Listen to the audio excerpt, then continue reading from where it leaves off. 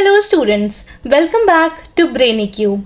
आज हम class 9th का chapter how I taught my grandmother to read complete करने वाले हैं। अगर आपके एग्जाम्स आने वाले हैं और आपको नहीं समझ में आ रहा है कि इस चैप्टर को जल्दी से कैसे कवर किया जाए, so you are on a right video. चलिए अपने चैप्टर को स्टार्ट करते हैं। तो चैप्टर का इंट्रोडक्शन ऐसे शुरू होता है कि सुधा मूर्ति ने यह चैप्टर अपनी रियल लाइफ के ऊपर लिखा है।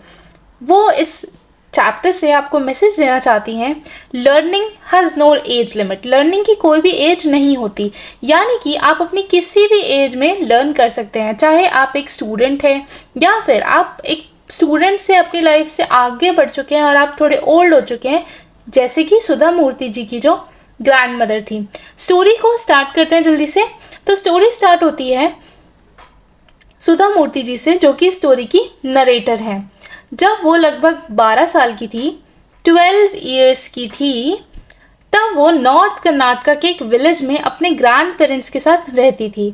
उस टाइम ट्रांसपोर्टेशन इतनी अच्छी नहीं थी, इसीलिए न्यूज़पेपर और वीकली मैगजीन्स आते थे। घर सब लोग बस का वेट करते थे, क्योंकि उसी बस से न्यूज़पेपर और मैगजीन आती थी। उस मैगजीन में फेमस कन्नड़ा राइटर त्रिवेणी की नॉवल काशी यात्रा हर वीक थोड़ी थोड़ी पब्लिश होती थी। अब प्रॉब्लम ये थी कि सुधा की ग्रैंड मदर कृष्टिका कभी भी स्कूल नहीं गई थी, इसीलिए उन्हें पढ़ना नहीं आता था। हर वेडनेसडे सुधा उन्हें मैगजीन का नया नया पार्ट पढ़ के सुनाती थी एंड अपनी ग्रैंड मदर को पूरी स्टोरी एक्सप्लेन करती थी। उनकी ग्रैंड मदर जो थी ना, उनको ये स्टोरी बहुत ज़्यादा पसंद थी, तो वो हर वीक स्टोरी के लिए वेट करती थी और सुधा के साथ उनका बहुत ही ज़्यादा डिस्कशन भी करती थी।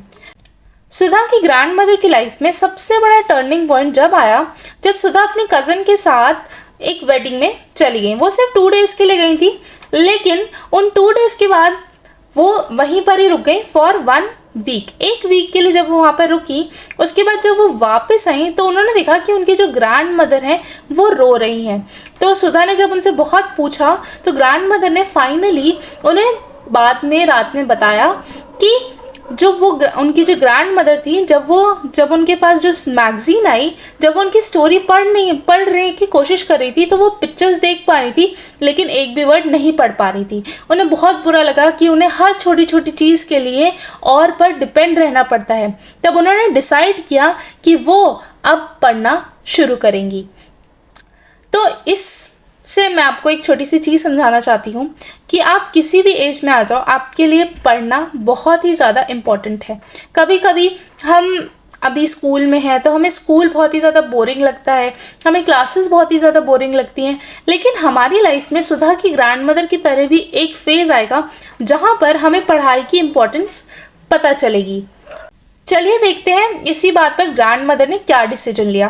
ग्रैंड मदर ने सुधा से कहा कि मैं कन्नड़ा अल्फ़ाबेट सीखना चाहती हूँ और दशहरा तक मैं खुद से एक नॉवल पढ़ पाऊँगी।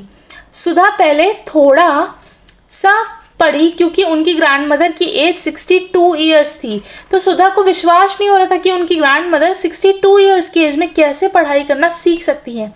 लेकिन ग्रैंड मदर ने एक बहुत ही ज़्यादा पावरफुल लाइन बोली, for learning there is no age limit. यानी सीखने के लिए कोई भी एज लिमिट नहीं होती। उस दिन से सुधा अपनी ग्रैंड मदर की टीचर बन गई।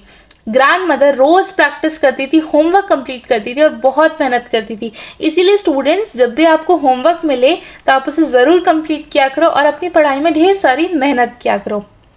फिर लास्ट में क्या हुआ, फाइनली जब दशहरा का दिन आया, सुधा ने सीक्रेटली काशी यात्रा की नॉवल खरीदी और ग्रैंड मदर को क्या की, गिफ्ट कर दी। इससे जो ग्रैंड मदर थी, उन्होंने क्या किया, उन्होंने सुधा के पैर छुए।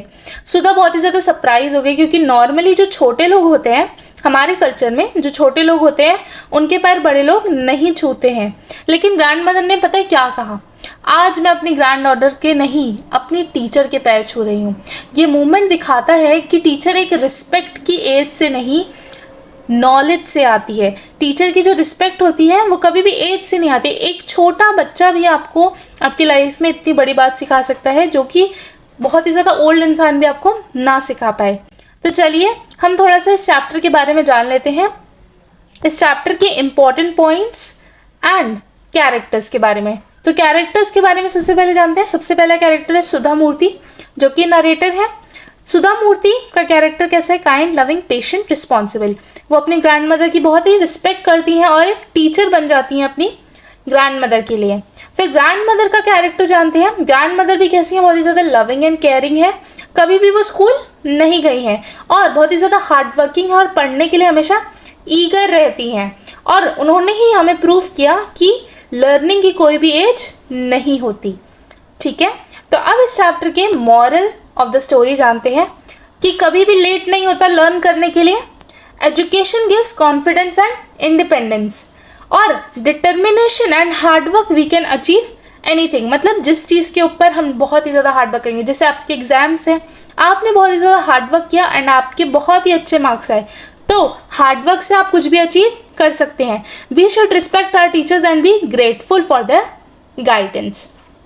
तो यही था आपका chapter number 1 of class 9th। I hope आपको ये चैप्टर अच्छे से समझ में आ गया होगा एंड अगर आपका एग्ज़ाम है तो आप एग्ज़ाम रेडी हो गए होंगे। मिलते हैं अगले चैप्टर एक्सप्लेनेशन के लिए। Thank you so much.